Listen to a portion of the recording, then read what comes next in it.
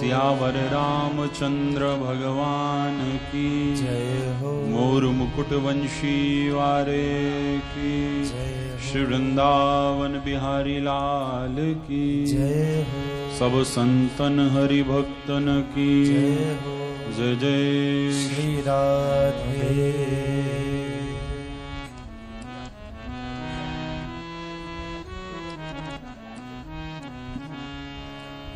ब्रह्मानंदं परमसुखदं केवलं ज्ञानमूर्तिं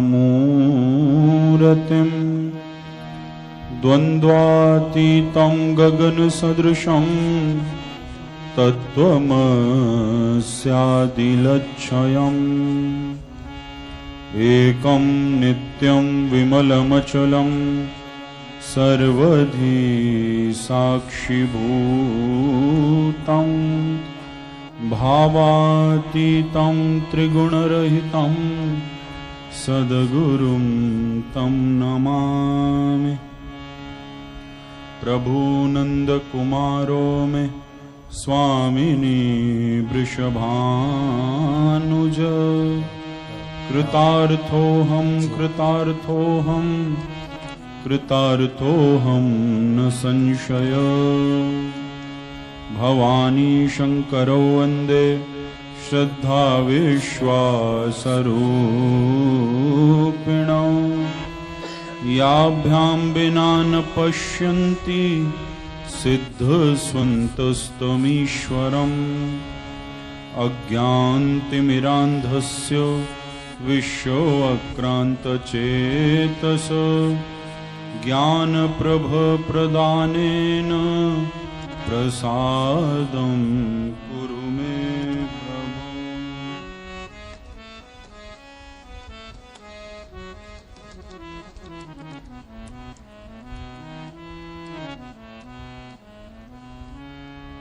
श्रीमन्नारायण नारायण नारायण श्रीमन्नारायण श्रीमन्नारायण नारायण नारायण श्रीमन्नारायण नारायण नारायण भजमन्नारायण नारायण नारायण भजमन्नारायण नारायण नारायण श्रीमन्नारायण नारायण नारायण श्रीमन्नारायण नारायण लक्ष्मी नारायण नारायण नारायण लक्ष्मी नारायण नारायण नारायण बद्री नारायण नारायण नारायण बद्री नारायण नारायण नारायण जय जय नारायण नारायण नारायण जय नारायण नारायण नारायण श्रीमन्नारायण नारायण नारायण श्रीमन्नारायण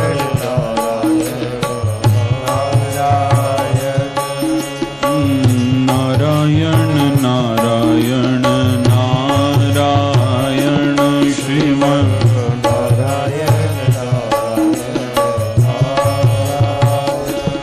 वल्लभ नारायण नारायण नारायण वल्लभ नारायण नारायण नारायण विठ्ठल नारायण नारायण नारायण विठ्ठल नारायण नारायण नारायण गंगा नारायण नारायण नारायण गंगा नारायण नारायण नारायण मेरे नारायण नारायण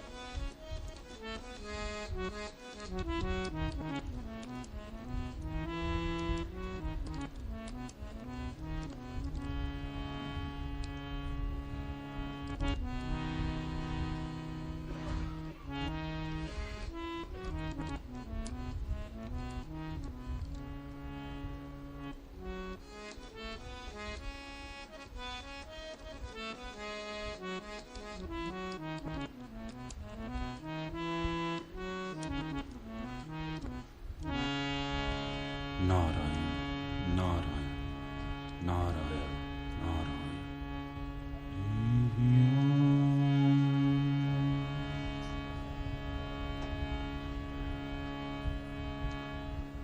श्री भगवान की सहज करुणा से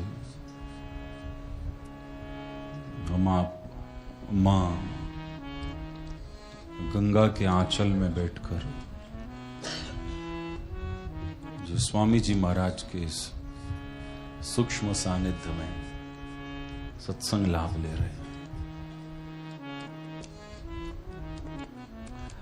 मैं इसलिए बोलता हूं क्योंकि भाई यहाँ का कण कण, यहाँ का पत्ता पत्ता, जर्रा जर्रा स्वामी जी ही संचालित कर रहे हैं।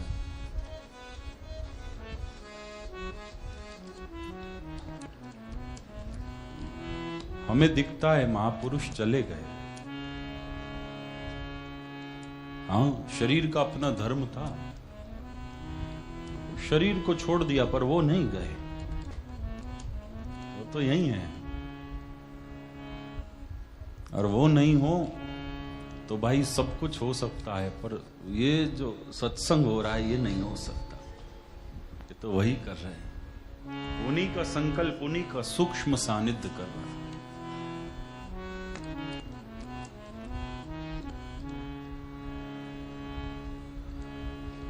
तो कल तक हम भक्तराज नरसिंह मेहता जी के चरित्र का श्रवण कर रहे थे। अब ये भक्त चरित्र की जो श्रृंखला दास के द्वारा है, इसमें 3 दिन ही शेष हैं। इन 3 दिनों में मीराबाई के चरित्र का स्पर्श करेंगे जितना भी हो पाए। यद्यपि मीरा चरित्र अगाध है, पिछली शायद 2 साल पहले मीरा चरित्र हुआ था, तो 8 दिन लगे थे, कितना मुझे पता नहीं, इतना समय लगा था। चलिए, भगवान पूरे हैं, वो पूर्णमदा हैं, तो भगवान के भक्त भी पूर्णमदा हैं। वो इतना हो तो भी पूरे हैं, वो पूरे हो तो भी पूरे हैं, अधूरे होते ही नहीं हैं। स्वामी जी महाराज कहते, दुनिया जब जिसे जहां मिलेगी अधूरी मिलेगी, और भगवान जब मिलेंगे, जिसे मिलेंगे, जहां मिलेंगे, पूरे के पूरे मिलेंगे। नानक जी कहते, पूरा प्रभु आराधया पूरा ताका नाम, नानक पूरा पाइया पूरे के गुणगान। तो उस पूर्णमदा भगवान की ऐसी भक्ता हुई श्री मीराबाई जी, क्या कहना। आहा, और मैं खूब आनंदित हूं, खूब आनंदित इसलिए हूं क्योंकि यहाँ ननिहाल में नानी की बातें कर रहा हूं। क्यों? क्योंकि भाई मीराबाई जी राजस्थान में प्रकट हुई हैं, और मुझे लगता है यहाँ 95% लोग ऐसे बैठे हैं जिनके रूट्स राजस्थान हैं। आप सबको प्रणाम है, उस भूमि से आप आए हो जहां भक्तिमती मीराबाई प्रकट होकर भक्ति की पताका फहराती हैं।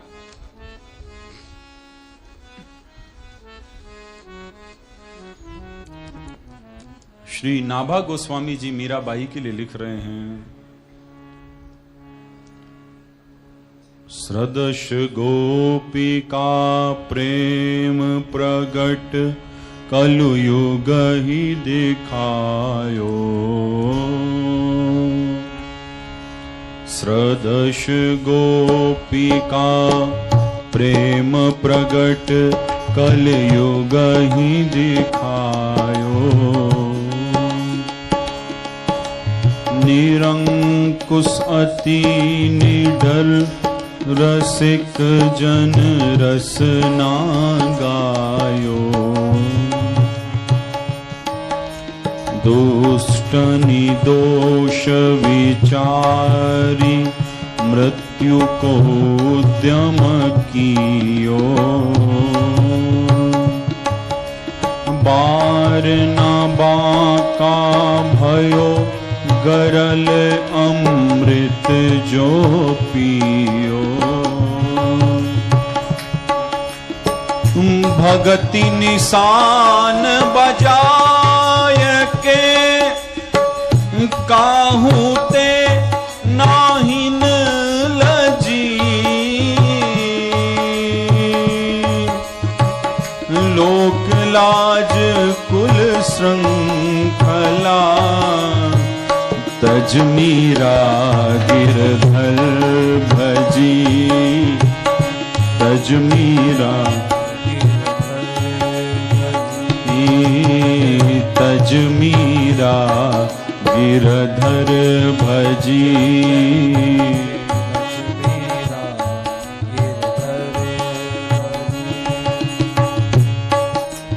नाभा गोस्वामी जी कह रहे हैं ये कौन है?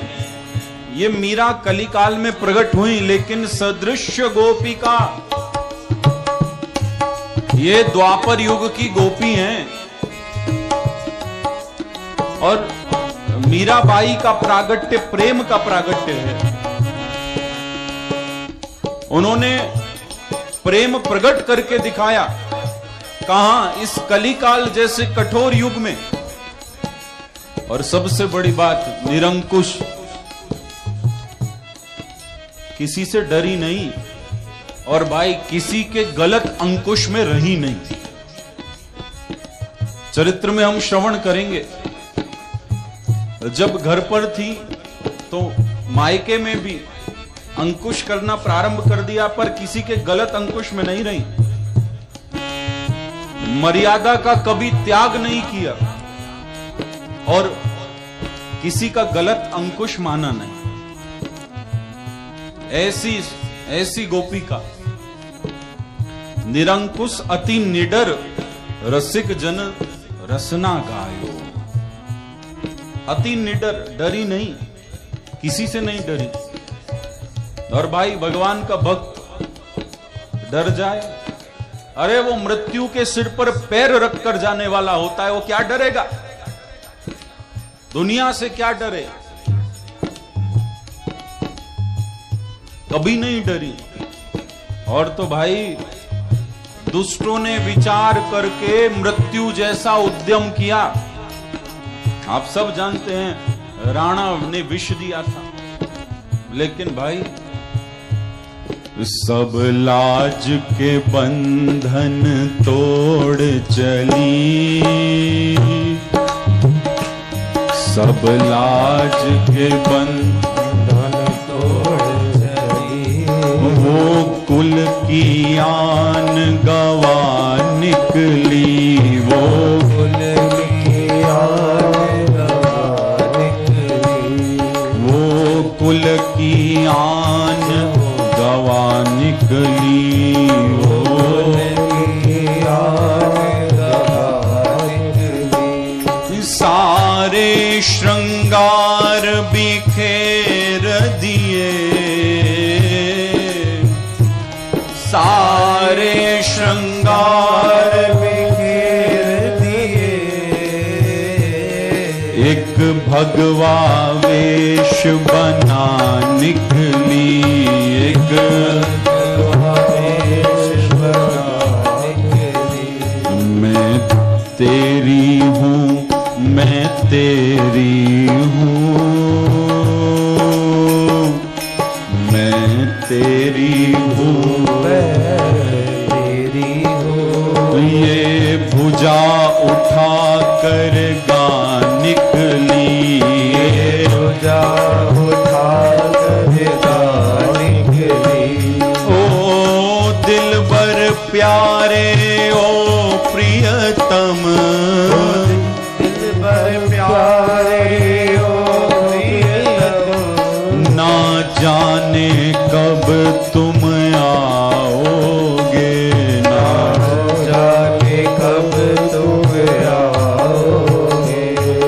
इस बिना मोल की दासी को, इस बिना मोल की दासी को, हरि चरणन से लिपटाओगे, हरि चरणन से लिपटाओगे, हरि चरणन से लिपटाओगे, हरि चरणन से लिपटाओगे। बोलो बोलो हरि कब आओगे, बोलो बोलो हरि कब आओगे, बोलो बोलो हरि कब आओगे, बोलो बोलो हरि कब आओगे, कब आओगे, कब आओगे, कब आओगे, कब आओगे, कब आओगे, कब आओगे, कब आओगे,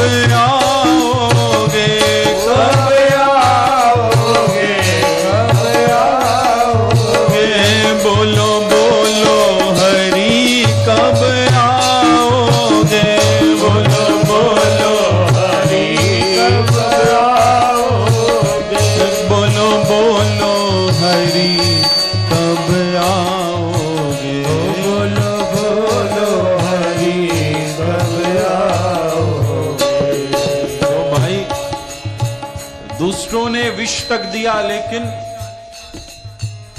विष को अमृत करके पी गई, विष को अमृत करके पी गई, ऐसी थी रणधीरा धीरा, ऐसी थी रणधीरा धीरा, नचा गई नट नागर को, नचा गई नटनागर को, पर नाची तो बस मीरा मीरा, नाची तो बस मीरा मीरा, नाची तो बस मीरा मीरा, नाची तो बस मीरा मीरा, भगती निशान बजाय के काहू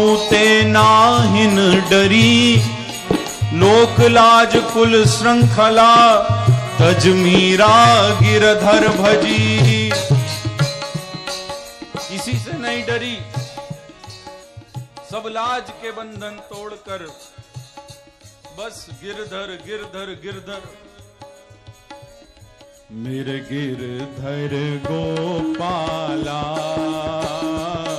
मैं तेरी तू मेरा, मेरे गिरधर गोपाला, मैं तेरी तू मेरा, मेरे गिरधर गोपाला, मैं तेरी तू मेरा, मेरे गिरधर गोपाला, मैं तेरी तू मेरा, मैं तेरी तू मेरा, मैं तेरी तू मेरा, मैं तेरी तू मेरा, मैं तेरी तू मेरा,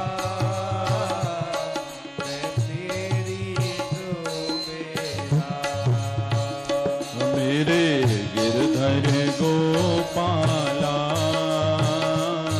मैं तेरी तू मेरा,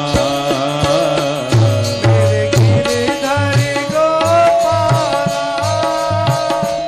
मैं तेरी तू मेरा, मैं तेरी तू मेरा,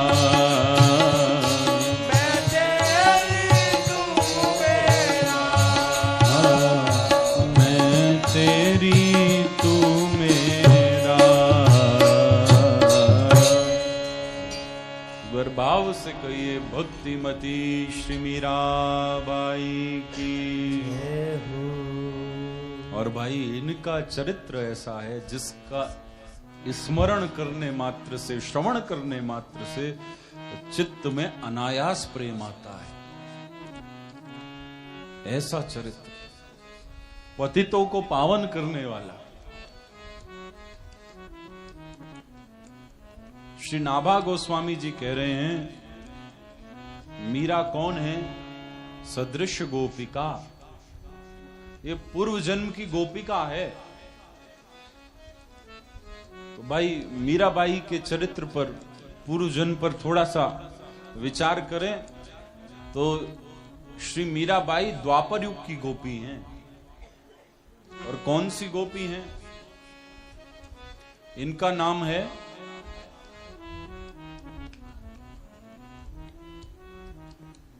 माधवी।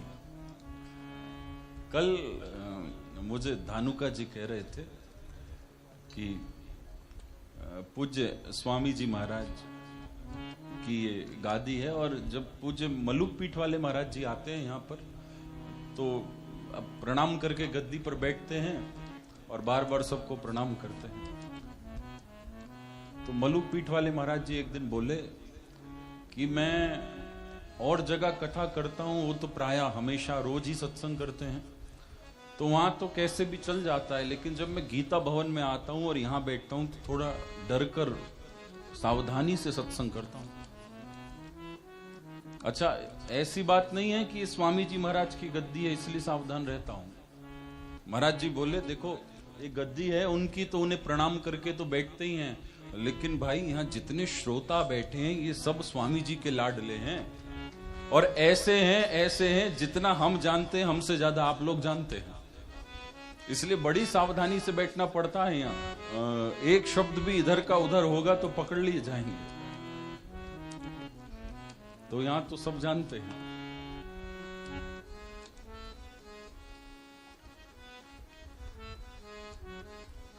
तो मीराबाई के पूर्व जन्म का नाम है माधवी।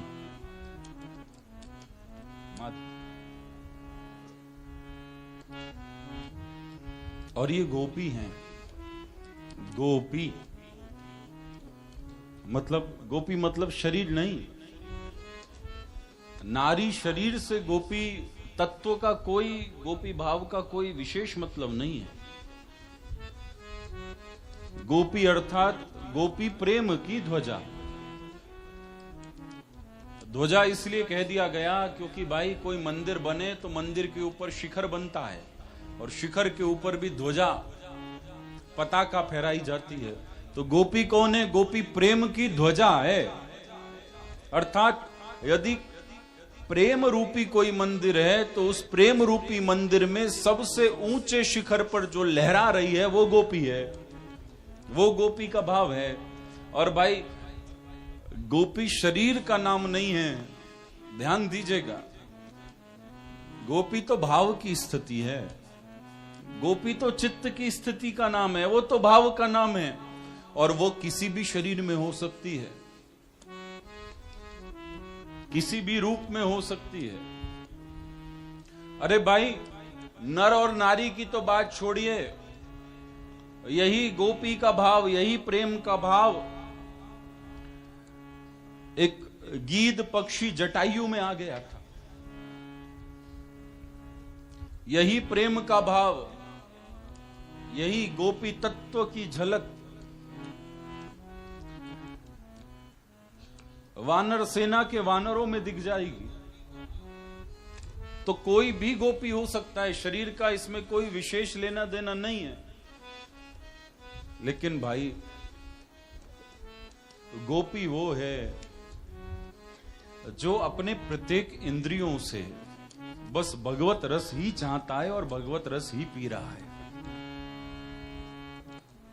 उनके अलावा उसे अब कोई लेना देना दुनिया से ज्यादा नहीं है। अब सब कुछ जब प्रभु हो जाएं तभी भैया गोपी भाव में प्रतिष्ठित होती है। मीराबाई गोपी हैं, ये प्रेम की ध्वजा हैं। और भाई पूर्व जन्म में इनका जन्म ब्रजमंडल में ही हुआ है। ब्रजमंडल में इनका प्रागट्य हुआ और वृंदावन के निकट ही गांव था, वहां इनका प्रागट्य हुआ, एक गोप के घर। लेकिन भाई इनके पिताजी, माधवी के पिताजी, जब 3 वर्ष की माधवी हुई तभी उनका देहांत हो गया था। लेकिन अपनी मृत्यु से पहले वृंदावन के अविचल गोप के पुत्र सुंदर से इनका संबंध पक्का कर गए थे। अविचल गोप के पुत्र हैं सुंदर, और ये सुंदर भगवान के सखा हैं, उनसे संबंध पक्का कर गए थे। तो संबंध पक्का हो गया था, लेकिन फिर पिताजी नहीं रहे,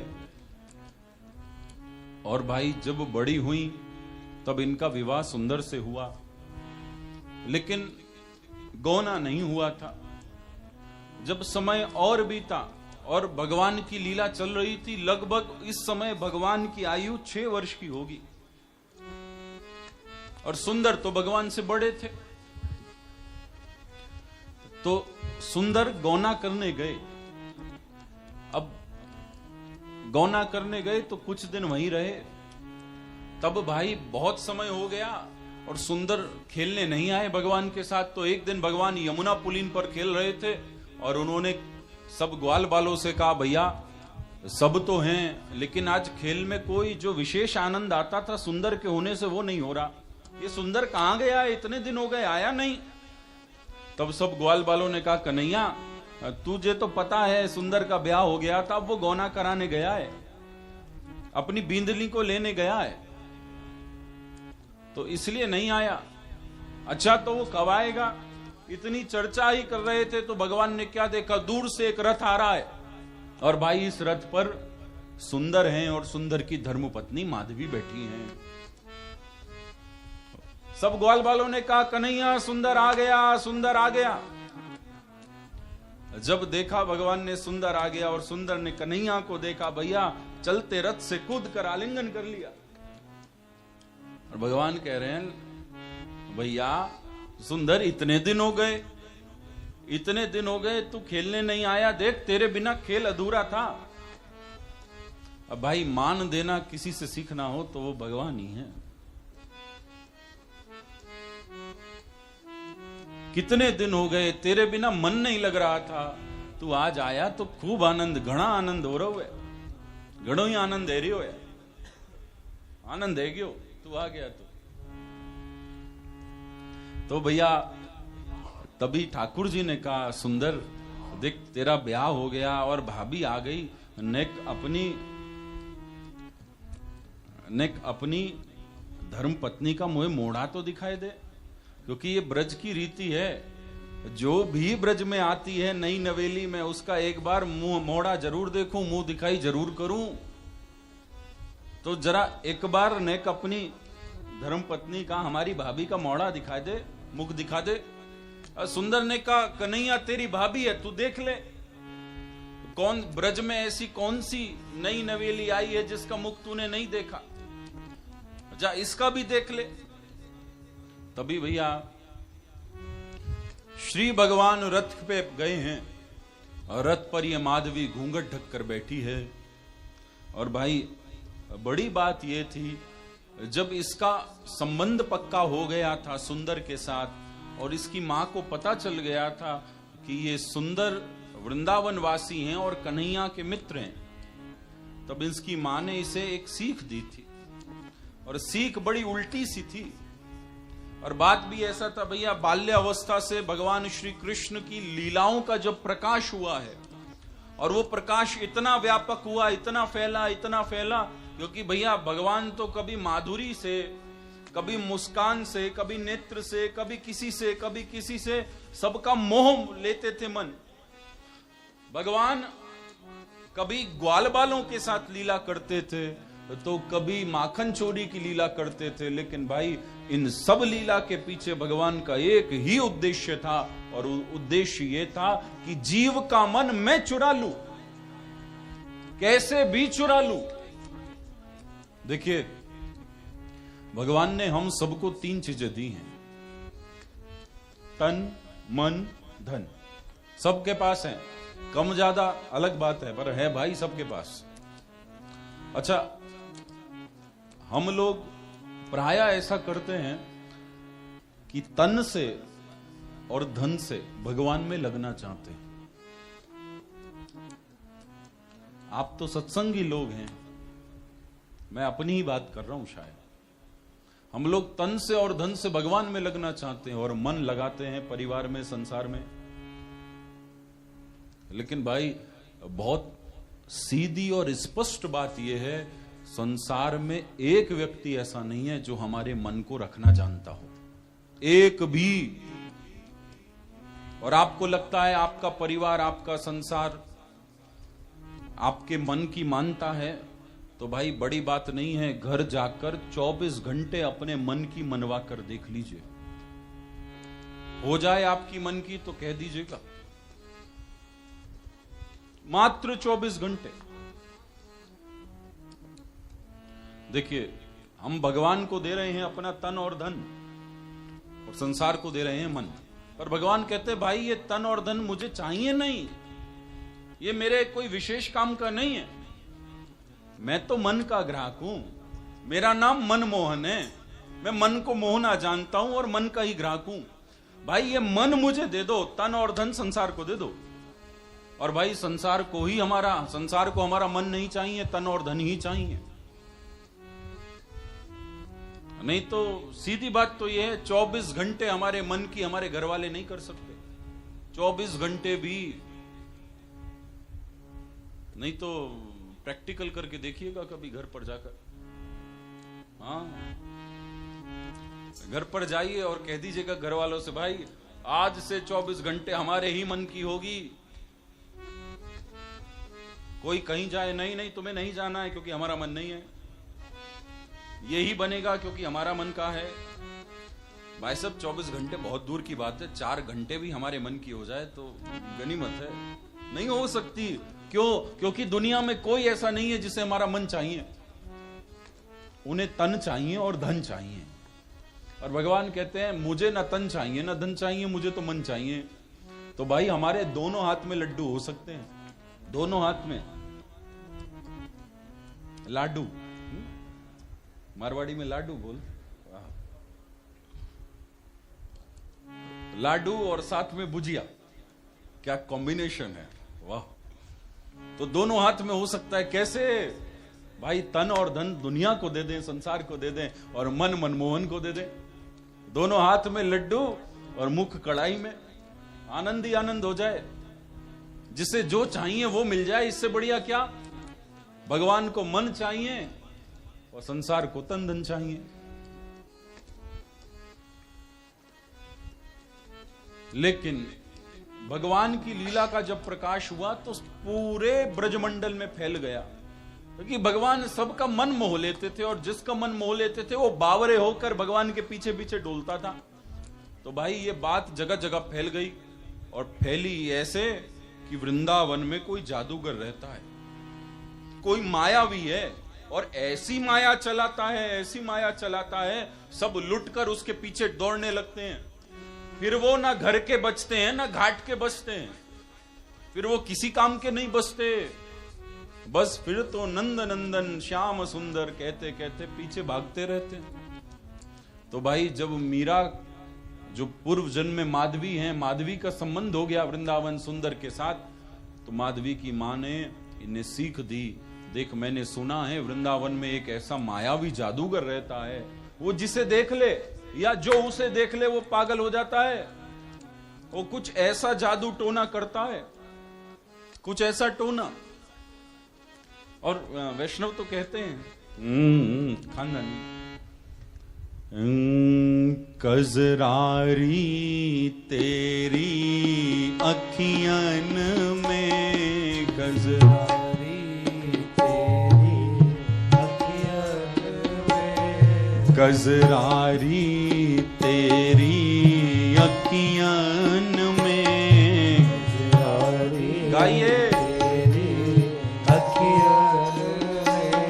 कुछ भरा हुआ सा टोना है, कुछ भरा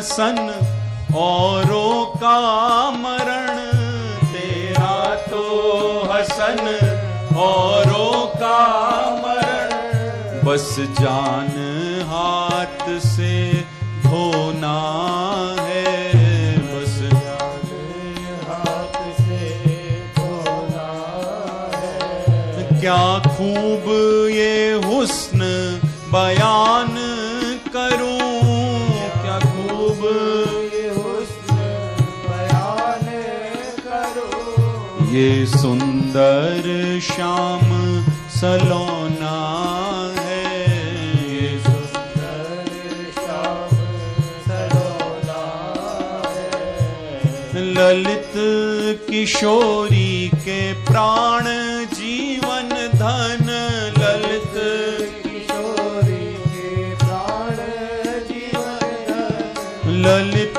किशोरी के प्राण जीवन धन, ललित किशोरी के प्राण जीवन धन। ये ब्रज का एक खिलौना है, ये ब्रज का एक खिलौना है, ये ब्रज का एक खिलौना है, ये ब्रज का एक खिलौना है।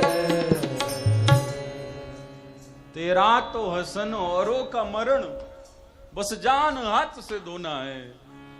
तुम माधवी की मां ने सीख दी, देख माधवी वृंदावन जाएगी, लेकिन तू जो चाहना वो करना, बस मेरी एक सीख मानना। और जो सुंदर का मित्र है कन्हैया, वो सामान्य नहीं है, ऐसा मायावी है, सबको फंसा लेता है अपने जाल में। उसके आगे पीछे भागते हैं बावरे होकर, उनकी स्थिति तो ऐसी होती है, घर का बचा ना घाट का जो धो। अब भाभी नेक अपना मुंह तो दिखाई दे। माधवी कुछ नहीं बोली।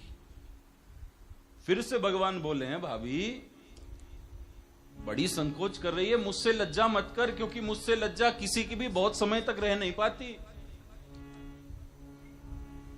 मुझसे लज्जा मत कर, ने कहा अपना मुंह दिखाई दे। भगवान ने फिर कहा, लेकिन भाई इस माधवी ने तो घूंघट और नीचे कर लिया। फिर भगवान कह रहे हैं, भाभी मैं फिर कहता हूं जल्दी मुख दिखा। माधवी ने कोई प्रतिक्रिया नहीं करी, और भाई अब भगवान का स्वर गंभीर हो गया। अभी तक विनोद चल रहा था, पर अब गंभीर हुए हैं। और भगवान बोले हैं, देख भाभी, आज मैं तुझसे कहता हूं अपना मुख दिखा दे और तू नहीं दिखाती, लेकिन एक दिन ऐसा जरूर आएगा जब मेरा मुंह देखने के लिए तरसेगी, तड़पेगी, रोना पड़ेगा, बिलखना पड़ेगा, इस विरह की अग्नि में जलना होगा। और भाई माधवी ने ध्यान नहीं दिया इस बात पर, और फिर बात आई गई हो गई, लीला आगे बढ़ती गई। अब माधवी सुंदर के घर जाती है, रहती है। सुंदर की धर्मपत्नी और सुंदर भगवान के मित्र हैं। रोज सुबह खेलने जाते हैं और संध्या के समय गौचारण करने जाते हैं। और जब गौचारण से आते हैं, भाई जहां जहां जिस जिस गली में भगवान गौचारण से गुजरते थे, उस गली के लोग ब्रजवासी अपने घर के बाहर बंदरवार लगाते थे, दिए जोड़ देते थे, रंगोली बनाते थे कि श्याम सुंदर की आज यात्रा इस गली से निकलेगी। और भगवान गौचारण करते करते आते थे और सुंदर उनके साथ होते थे, और भगवान को गौ माता घेर लेती थी। आगे गाय पीछे गाय, इत गाय उत गाय, गोविंद को गायन में सुख बड़ो भावे है। गैया चराए जावे, गैयन के संग धावे, गैयन की पग रज माथे ले पटावे है। गैयन सो जग आयो, बैकुंठ हूँ बिसरायो, गैयन के आगे पाछे चाकर लगावे है। छीत स्वामी गिराधारी, विठलेश वपुधारी, गैयन के काजे ये ग्वाला बन जावे हैं।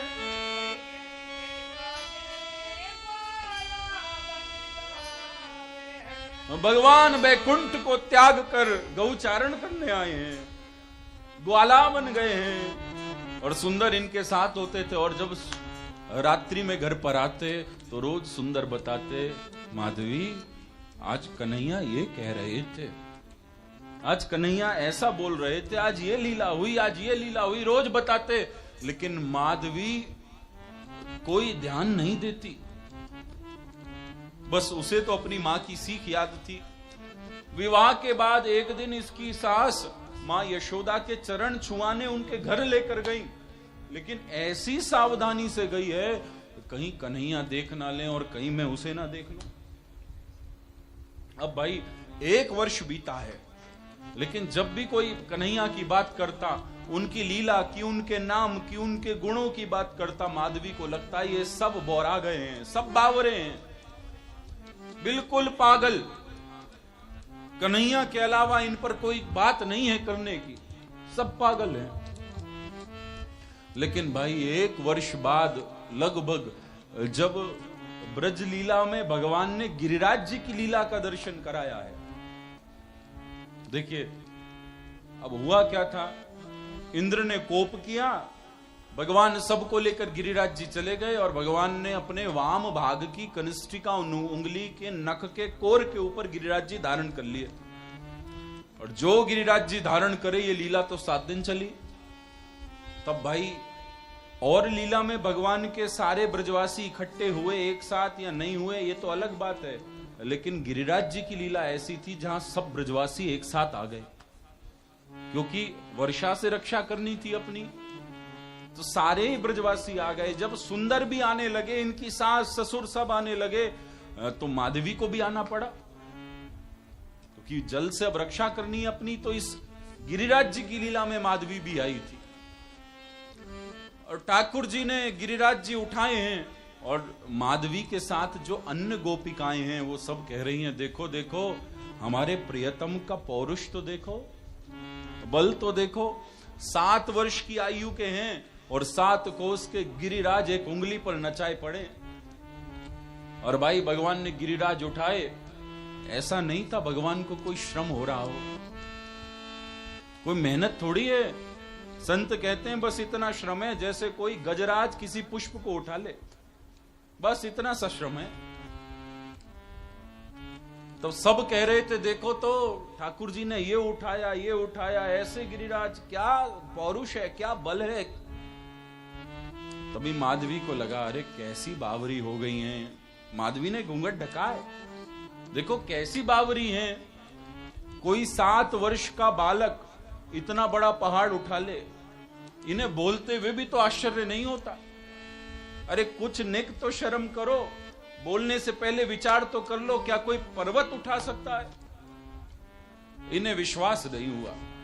लेकिन भाई बार बार भगवान का यश सुन रही थी, गुण सुन रही थी, कभी कोई कुछ कान में कह देता है, कभी कोई कुछ कान में कह देता है, आसपास जितनी बातें हो रही थी सब सुन रही थी।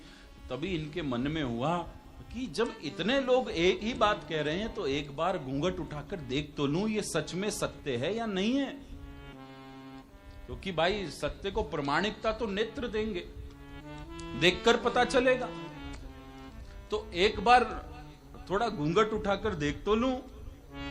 और भाई इस माधवी ने घूंघट ऊपर किया है, घूंघट ऊपर किया और गिरिराज जी की तलहटी पर ऊपर गिरिराज जी उठे हैं, वहां दर्शन कर रही है, दृष्टि ऊपर गई है। और भाई दृष्टि ऊपर गई तो भगवान की अंगुली का दर्शन हुआ। आह, भगवान के हस्त कमल का दर्शन हुआ, भगवान की भुजाओं का दर्शन हुआ। दृष्टि और आगे गई, भगवान के स्कंद दिखे, भगवान का वक्षस्थल दिखा। दृष्टि कुछ नीचे आई तो भगवान का उदर दिख रहा था, नाभि दिख रही थी, जंगा दिख रही थी, चरण दिख रहे थे, तलवे दिख रहे थे।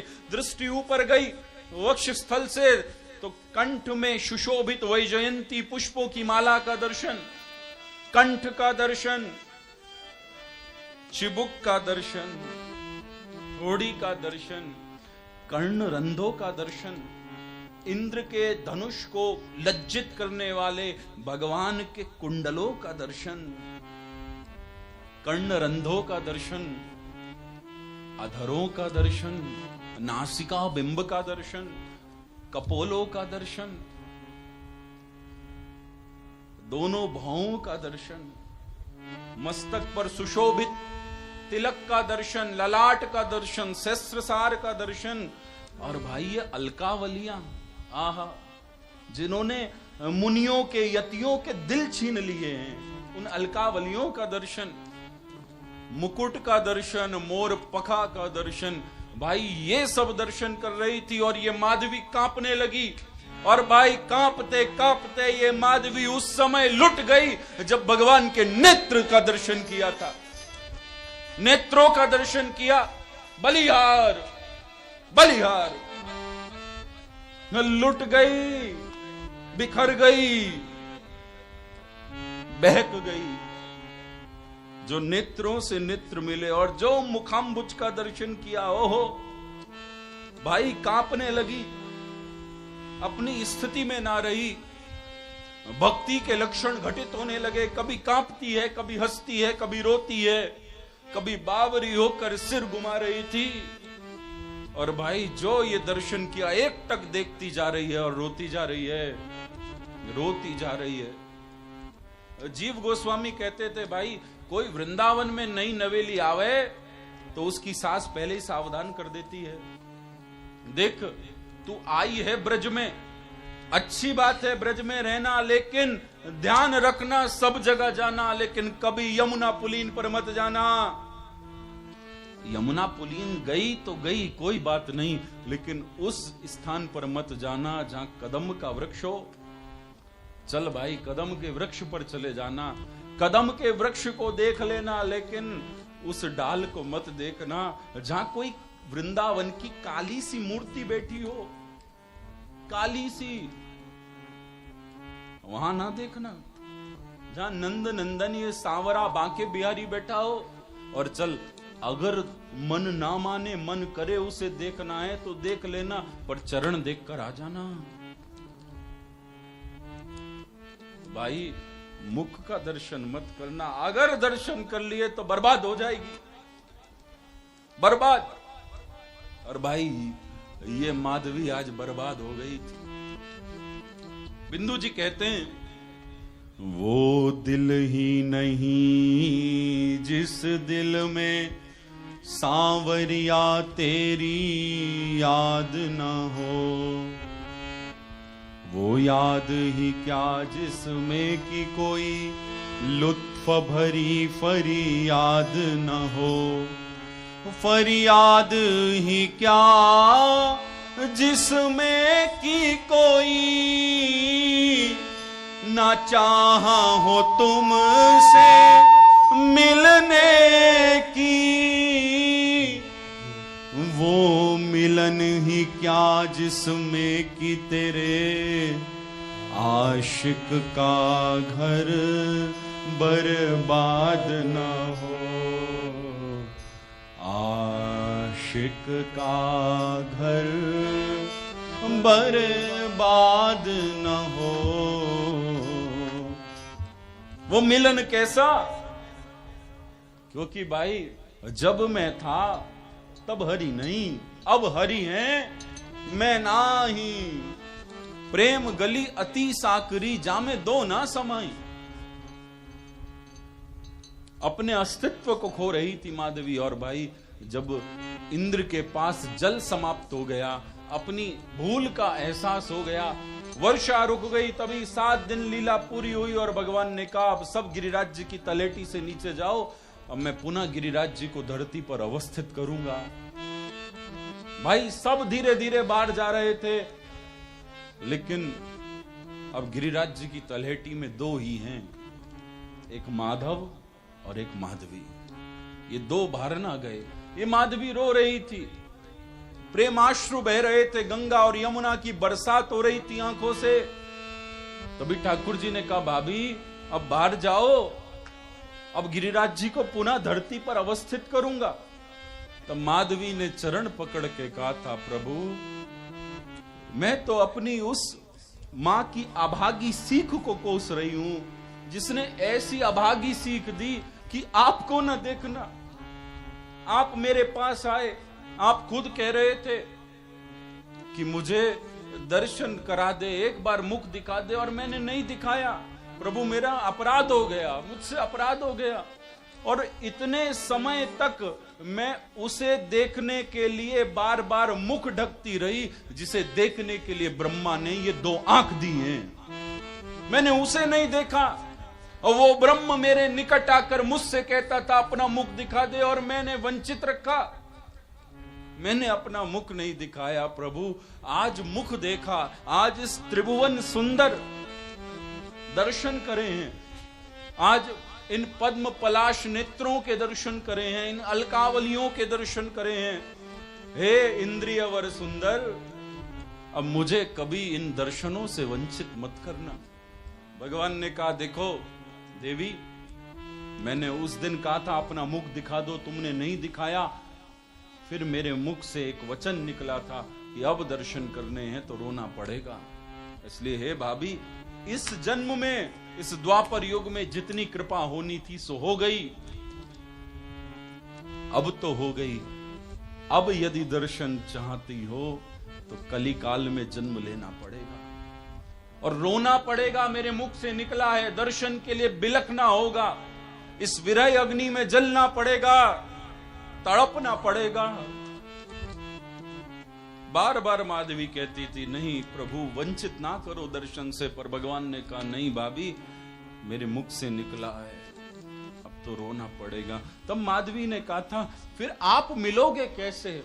भगवान कहते हैं, मैं मिलूंगा और प्रति क्षण मिलूंगा, और ऐसा मिलूंगा, ऐसा मिलूंगा, युगो युगो तक तुम्हारा नाम रहेगा, युगो युगो तक।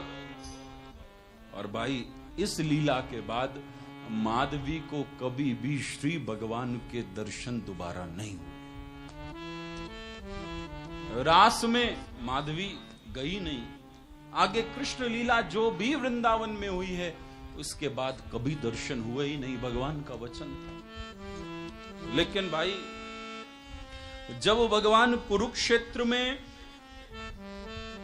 द्वारिका के राजा होकर आए थे और इधर नंद बाबा, मां यशोदा, गोपियों से भेंट हुई थी, सब गोपियां मिली, लेकिन ये माधवी ना मिली थी। माधवी गई थी कुरुक्षेत्र पर, मिल ना पाई थी, दर्शन नहीं कर पाई थी। और फिर कुछ गोपियों ने कहा था, चल, हमने सुना है द्वारिका नाथ आए हैं, अब तो देख ले, जिनकी याद में दिन रात रोती रहती है, जिनकी छवि कभी चित्त से भागती नहीं है, आज वो आ गए, उन्हें तो देख ले, एक बार तो देख ले। तो माधवी ने कहा था, नहीं, भगवान का वचन है, अब कलिकाल में जन्म लेकर इस प्रेम अग्नि में जलूंगी, और ऐसा जलूंगी, ऐसा जलूंगी, ऐसा जलूंगी कि स्वयं द्वारिका नाथ को आना पड़ेगा, आना पड़ेगा। और भाई, ये माधवी को कभी दर्शन नहीं होते। फिर जब ब्रज गोपिकाएं ब्रज लीला को पूरी कर कर भांडीर वन में इस शरीर का त्याग करके भगवान के दिव्य गोलोक में जाती हैं, तब माधवी का भी शरीर छूटा है। और उससे पहले श्री किशोरी जी का अनुगत्य प्राप्त हो गया था। किशोरी जी, क्योंकि जब ये बहुत रोती थी, दिन भर विरह में रहती थी माधवी, तब ललिता विशाखा संभालती थी, लेकिन उनसे जब नहीं संभलती थी, ये बहुत सांत्वना देती थी, पर जब नहीं हुई तब एक बार किशोरी जी के पास ले गई थी और इसने सब घटना बताई। तब किशोरी जी ने कहा था कि तू चिंता ना करना, भगवान ने कहा है तो कोई लीला होगी, बस तो उनकी लीला में सहायक हो। किशोरी जी ने सांत्वना दिया, फिर इसका शरीर छूटा। और भाई वही द्वापर की गोपी, वही सदृश्य गोपी माधवी इस कली काल में राजस्थान की मीरा होकर प्रकट होती है, मीरा बनकर प्रकट होती है।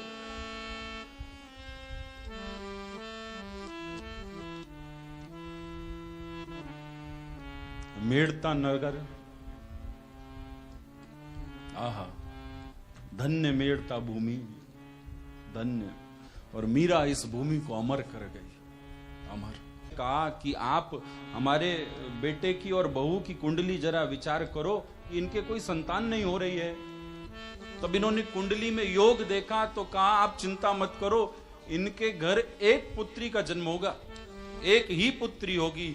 लेकिन महाराज वो पुत्री ऐसी होगी युगों युगों तक आपके यश की पताका फहराती रहेगी, युगों युगों तक। उसका नाम लेकर पतित से पतित जीव भी पावन होने लगेगा, ऐसी होगी। तभी भैया इन्होंने प्रार्थना करी है भगवान से, और फिर समय बीता। और जो मीराबाई की माता जी हैं, इनका नाम वीर कुंवरी है, जिन्हें झालीबाई भी बोला गया। समय बीता और झालीबाई गर्भवती हुई थी। और फिर चार भुजा नाथ का मंदिर, आज भी वो मंदिर जो चार भुजा नाथ का मेड़ता में है, मेड़ता के राज परिवार द्वारा सेवित था, वो आज भी है। और हो सकता है आप में से कई लोग ऐसे हों जिन्होंने दर्शन किया।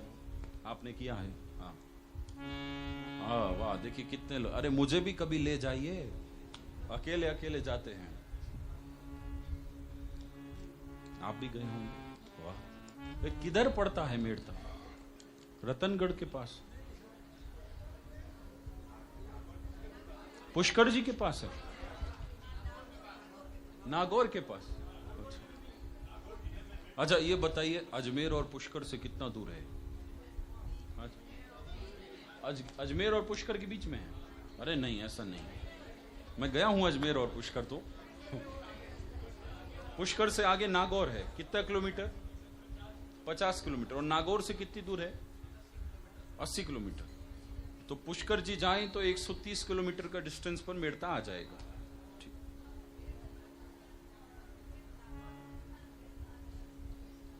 ठीक है, आपके बोलने का टाइम खत्म हुआ।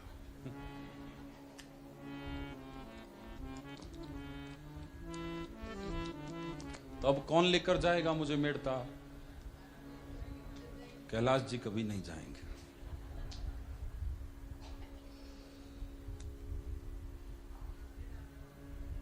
पक्का।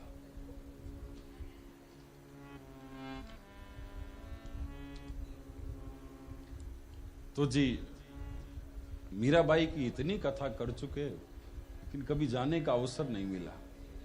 आप सब गंगा मां से कहना, मीराबाई से कह के जाना मुझे बुलाएं अब जल्दी, बहुत समय हो गया।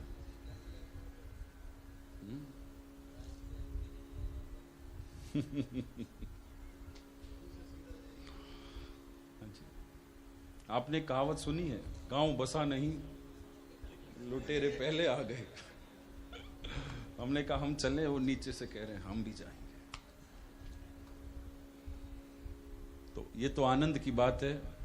अब चार भुजा नाथ के खूब मनोरथ कर रहे हैं राव दूधा जी, क्योंकि बहुत वर्षों बाद झालीबाई का गर्भ ठहरा है। खूब मनोरथ कर रहे हैं और खूब आनंद से सत्संग हो रहा है। तभी महल के भीतर श्रीमद् भागवत की कथा रख दी है। और कब तक होगी ये कथा? जब तक जन्म नहीं हो जाता संतान का। ये कथा 10 महीने तक चली, सतत 10 महीने श्रीमद् भागवत की कथा चली है। और भाई शरद पूर्णिमा संवत 1561 शरद पूर्णिमा की तिथि उदित हुई है। और शरद पूर्णिमा की तिथि में, शरद पूर्णिमा के दिन में झालीबाई प्रसूति गृह में चली गई थी। और एक आश्चर्यजन्य घटना घटी है। और घटना यह थी कि जब मीराबाई का प्रागट्य हो रहा था, उस समय शंखनाद हुआ था प्रसूति गृह में। शंख बजाए और जो शंख की ध्वनि हुई है वहीं मीराबाई प्रकट हो जाती हैं। भक्तिमती मीराबाई की जय हो। श्री मीराबाई प्रकट हो गई। तुरंत दाई ने राव दूधा जी से कहा है दिव्य कन्या का जन्म हुआ है, खूब आनंद मनाया है। और भाई बधाई गान हो रहा है पूरे मेड़ता में। प्रगटी मीराबाई मेड़ता बाजे बधाई, प्रगटी मीराबाई मेड़ता बाजे बधाई। ओ प्रगटी मीराबाई मेड़ता बाजे बधाई, प्रगटी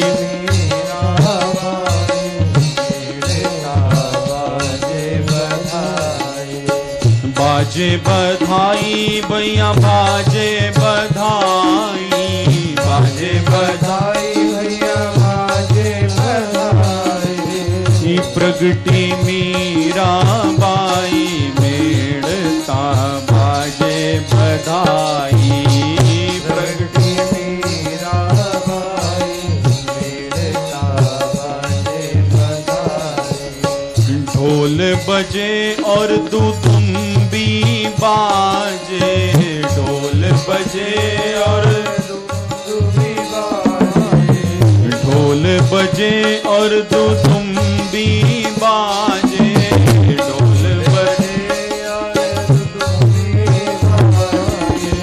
बाजे शंख शहनाई मेड़ता बाजे बधाई, बाजे शंख शहनाई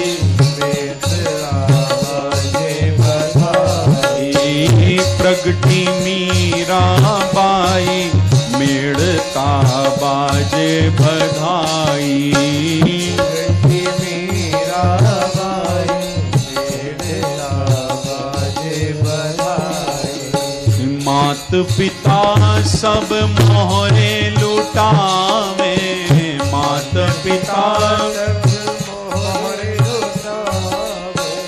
माता पिता सब मोहरे लुटावे, मात पिता सब मोहरे लुटावे। ऐसी पोतरस बगाने प्रेम की छींट लगाई मेड़ता बाजे बधाई, प्रेम की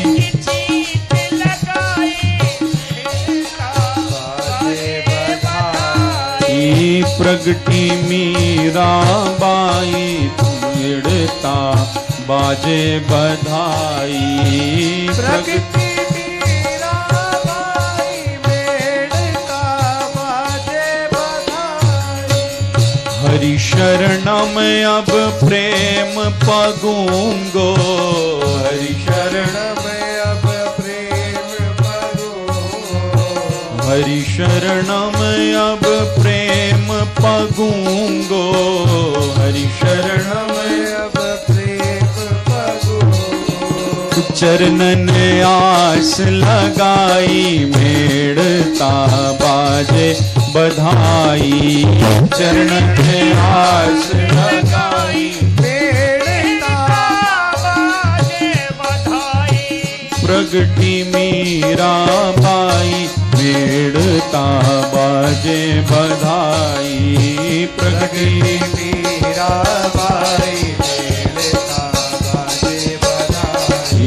प्रगटी मीराबाई मेड़ता बाजे बधाई, प्रगटी मीराबाई बाजे बधाई, बाजे बधाई, बाजे बधाई, बाजे बधाई, बाजे बधाई, बाजे बधाई। बधाई है बधाई है, बधाई है, बधाई है, बधाई है, बधाई है, बधाई है, बधाई है, बधाई है, बधाई है, बधाई है, बधाई है, बधाई है, बधाई है, बधाई है। प्रेम गंगा आई है, प्रेम गंगा आई है, प्रेम गंगा आई है, प्रेम गंगा आई है, प्रेम गंगा आई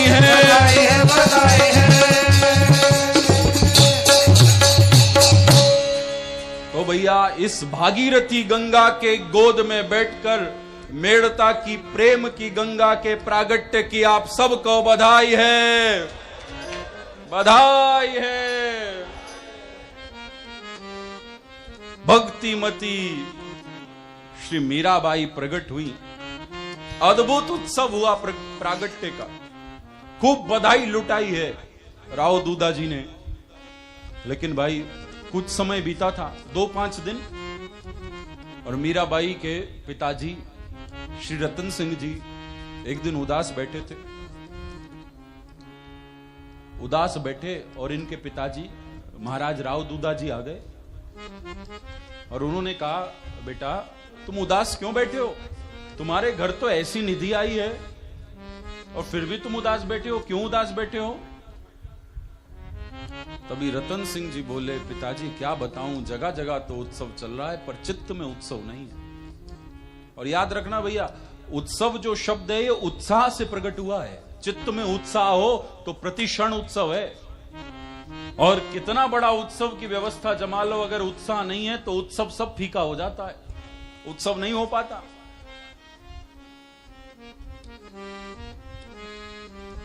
जिनकी आयु बढ़ जाती है, ज्यादा हो जाती है, लोग कहते हैं बूढ़े हो गए। हाँ जी, आप लोगों की बात नहीं कर रहा हूं। लोग कहते बूढ़े हो गए, इनके सफेद बाल हो गए, चश्मा लग गया आंखों पर, हाथ में छड़ी आ गई। तो भाई देखो, याद रखना, बूढ़ा वो नहीं होता जिसकी आयु बड़ी हो जाए, बूढ़ा वो होता है जिसका उत्साह खत्म हो जाए, वही बूढ़ा है। और वो बूढ़ा कम आयु वाला भी हो सकता है, जिसका उत्साह खत्म हो गया वो बूढ़ा हो जाता है। और उत्साह होता है तो हर वर्ष सत्संग में गीता भवन आ जाते हैं, विदेश से भी। उत्साह होता है तो, और जिसका उत्साह बरकरार है वो कभी बूढ़ा नहीं होता, वो सदा युवान है, सदा युवान।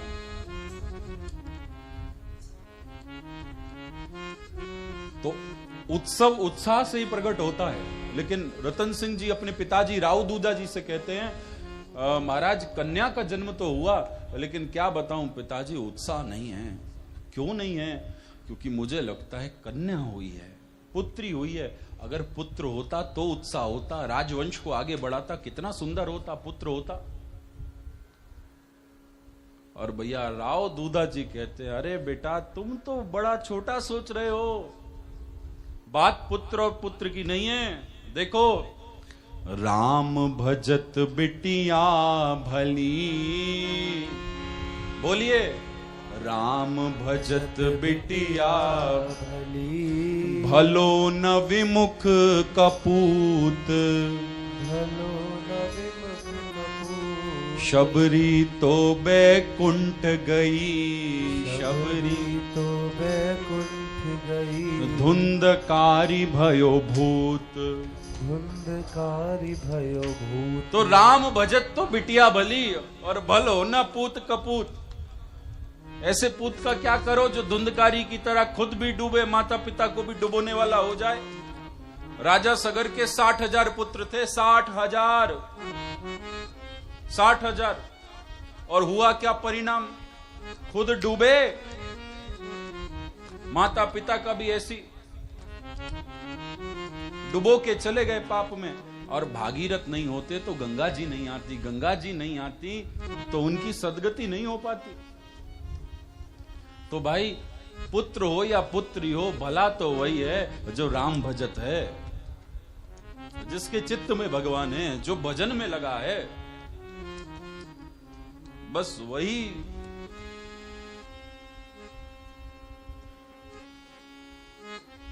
तो क्या चौपाई है? सोही सुंदर सोही सुभग शरीरा, जो सब छाड़ भजत रघुवीरा।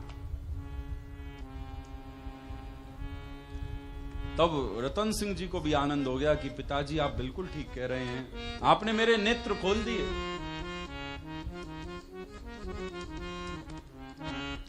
सोई सुंदर सोई सुभग शरीरा, सोई सुंदर सोई सुभग शरीरा, जो सब छाड़ भजत रघुवीरा, जो सब छाड़ भजत रघुवीरा, सो सुख करम करम जरि जाऊ, सो सुख करम धर्म जरि जाओ, जहाँ न राम पद नेह निभाओ, जहाँ न राम पद नेह निभाओ, ओ जोग कुजोग ज्ञान अज्ञानु, ओ जोग कुजोग ज्ञान अज्ञानु, जहाँ नहीं राम प्रेम परिधानु, जहाँ नहीं राम प्रेम परिधानु।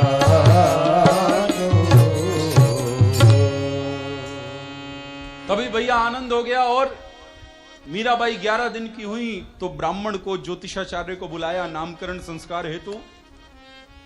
मामा जी लिखते हैं, ज्योतिर्विद बुलाय दूदा लगन विचार करावे, और बोले गणक जगत में पुत्री कीर्ति ध्वजा फहरावे, या की समता करे न कोई भाव भरे नर्तन में, भक्ति ज्ञान वैराग्य योग संगीत भजन कीर्तन में, रूप गुणन की खान साहजी दुपता पूरन पन में, दीनन प्रति दयालुनी पूज्या अतिशय प्रियजन में।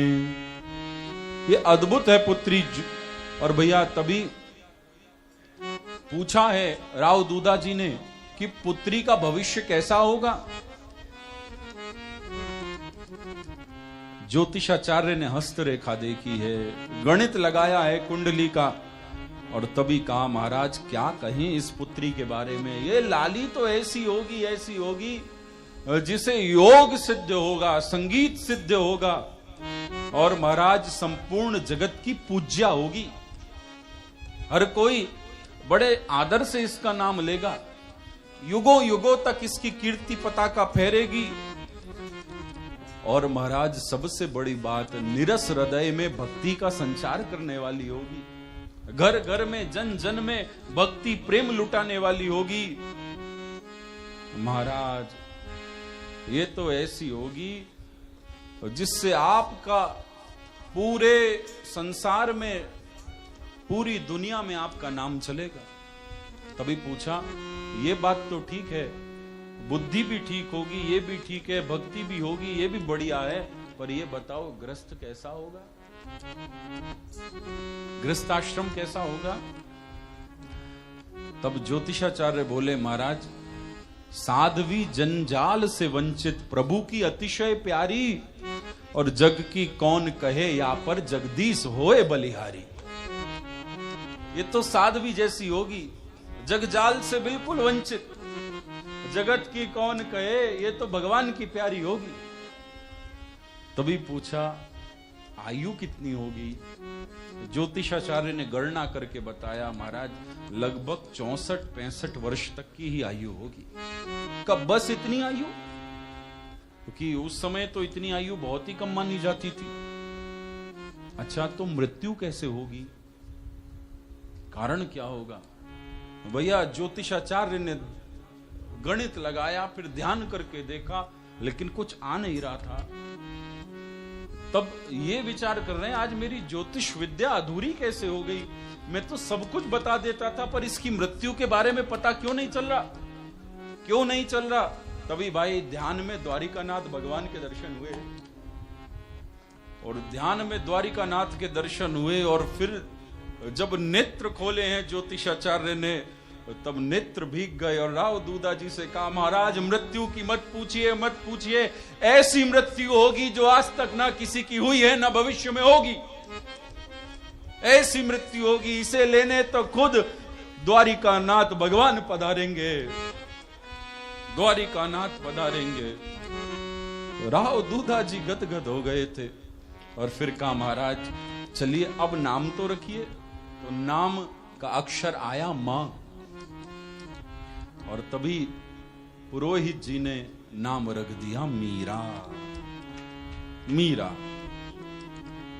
और भाई ये मीराबाई धीरे धीरे बड़ी होती जा रही हैं, लेकिन बचपन से, क्योंकि दादाजी महाराज राव दूधा जी भक्तिवान हैं, चतुर्भुज नाथ की सेवा करते हैं, तो बाल्य अवस्था से इनका मन खूब भक्ति में लगा रहता है।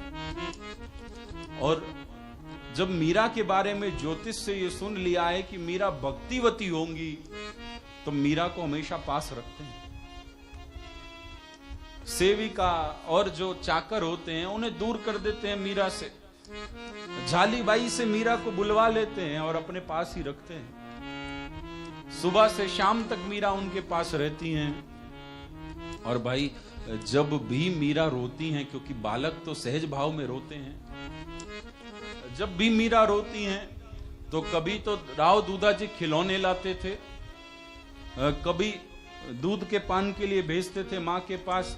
लेकिन क्या देखते हैं, कितना कुछ कर दो और मीरा चुप नहीं होती, उनका रुदन चुप नहीं होता। अब राव दूधा जी को एक युक्ति मिल गई मीरा को चुप कराने की। जब भी मीरा रोती हैं तो राव दूधा जी उनके आगे कीर्तन करते हैं, और जैसे कीर्तन सुनती है मीराबाई चुप हो जाती है। मीराबाई जब भी रोए, चुप करने का एक ही साधन है, हरि नाम गाओ गाओ गाओ। हरि नाम सुनकर चुप हो जाती है। और भैया 3 वर्ष की 3 महीने की आयु हुई थी मीराबाई की, 3 महीने की। तब प्रथम बार श्री राव दूधा जी अपनी गोद में लेकर मीराबाई को भगवान चतुर्भुजनाथ, 4 भुजानाथ के मंदिर ले गए। और 4 भुजानाथ के मंदिर मीराबाई को धरती पर रखा और प्रणाम किया है श्री राव दूधा जी ने। और जो प्रणाम करके सिर झुकाकर सिर उठाया तो क्या देखा, मीराबाई को धरती पर बैठाया था और मीराबाई भी सिर झुकाकर 4 भुजानाथ को प्रणाम कर रही हैं। 3 महीने की आयु में बलिहार हो गई ये देखकर, शीश झुकाकर प्रणाम कर रही हैं धरती पर। तभी मीरा को गले लगा लिया, हे मीरा, मुझे बार बार ज्योतिष याद आते हैं, वो क्या कहते थे तेरे लिए, तू तो रतन सिंह की अनमोल रतन है, अनमोल रतन। और भाई 6 महीने बीते तो मीराबाई का अन्नप्राशन संस्कार हुआ। और फिर लगभग मीराबाई 1 वर्ष की हुई तो 1 वर्ष में मीराबाई ने बोलना प्रारंभ किया। और आश्चर्य होगा आपको, मां कहती थी मीराबाई की झालीबाई, बोल बेटा मां। पिताजी बोलते थे बोल बेटा पिता, दादाजी बोलते थे बोल दादा। लेकिन भाई मीरा ने माता पिता दादा इधर उधर का कुछ नहीं बोला। मीरा के मुख से जो पहला शब्द निकला वो था गिरधर। गिरधर, मारा गिरधर, पहला शब्द गिरधर निकला। और मीरा ने अब बोलना प्रारंभ कर दिया है। तभी भैया मीराबाई को गोद में बैठाकर 2 वर्ष की लगभग मीराबाई हुई तो अपनी गोद में बैठाते हैं राव दूधा जी। और शाम के समय में बगीचे में टहलते थे तो मीरा को बुला लेते थे, अपनी गोद में टहलाते थे, फिर गोद में बैठाते थे और फिर मीरा से कहते थे, मीरा पहले मैं गा रहा हूं, अब तू दोहराना। और राव दूधा जी कीर्तन सुनाते हैं मीरा को और मीरा फिर दोहराती हैं, रिपीट करती हैं उस बात को, कोरस करने लगी हैं राव दूधा जी की, पीछे से गाती हैं। राव दूधा जी मीराबाई को कीर्तन करा रहे हैं। आइए 1-2 मिनट। मीरा गा। हे गिरधर गोपाल, हे गिरधर गोपाल, हे गिरधर गोपाल, हे गिरधर गोपाल, गिरधर गोपाल, हे गिरधर गोपाल, हे गिरधर गोपाल, हे गिरधर गोपाल, हे गिरधर गोपाल, हे गिरधर गोपाल, हे गिरधर गोपाल,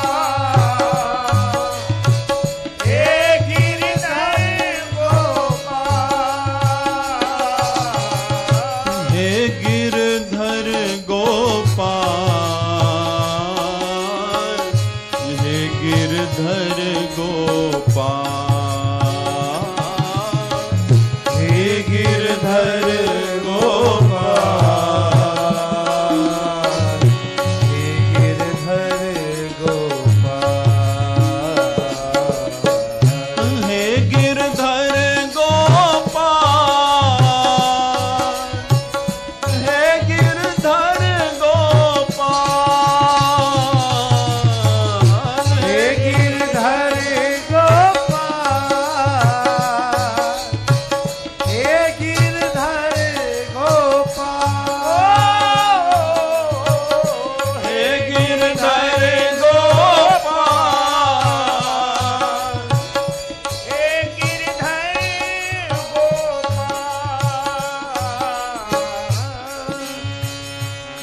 ब्रज मंडल काही सितारा नहीं, ब्रज मंडल काही सितारा नहीं, वन काही सहारा है तू, इस जीवन काई सहारा है तू, किस भांति, किस भांति, किस भांति बताओ विसारे तुम्हें, किस भांति बताओ विसारे तुम्हें, मनमोहन प्राण हमारा है तू, मनमोहन प्राण हमारा है तू, मनमोहन प्राण हमारा है तू, मनमोहन प्राण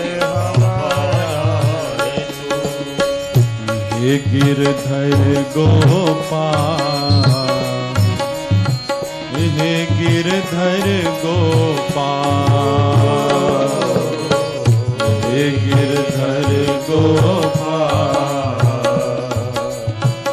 हे गिरधर गोपाल, हे गिरधर गोपाल, हे गिरधर गोपाल, हे गिरधर गोपाल, हे गिरधर गोपाल,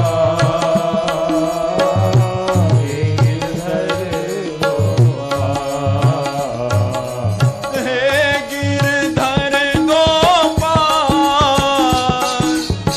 हे गिरधर गोपाल,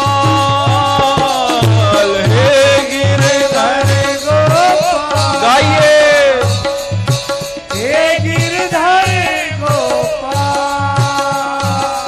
हे गिरधर गोपाल,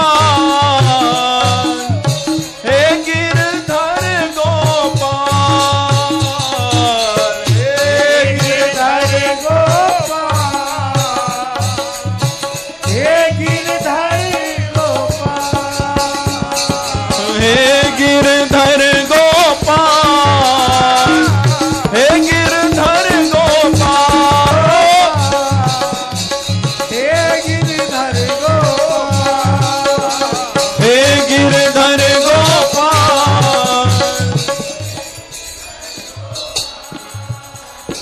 हे गिरधर गोपाल,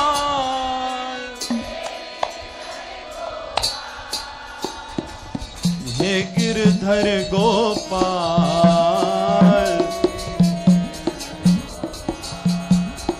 अरे माना आज एकादशी है, पर ऐसा थोड़ी है कुछ खाया नहीं है, कुछ तो पाया होगा। जोर से गर्जना। हे गिरधर गोपाल,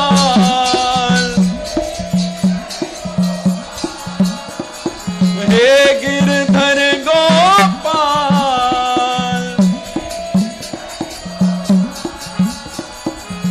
हे गिरधर गोपाल,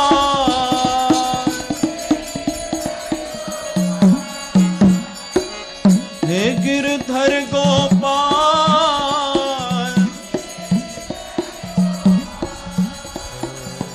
हे गिरधर गोपाल, हे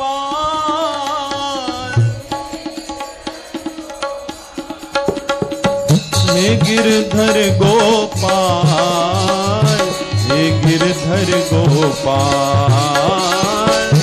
गिरधर गोपाल, हे गिरधर गोपाल, हे गिरधर गोपाल, हे गिरधर गोपाल, हे गिरधर गोपाल,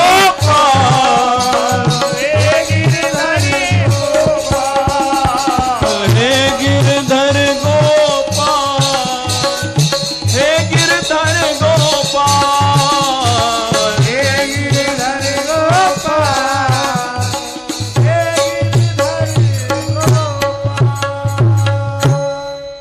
3 वर्ष की आयु से मीराबाई राव दूधा जी के पीछे पीछे कीर्तन करना प्रारंभ कर देती हैं। और भाई कीर्तन ऐसे नहीं होता, कीर्तन उसी छवि ठाकुर जी की। आह क्या छवि ठाकुर जी की, आह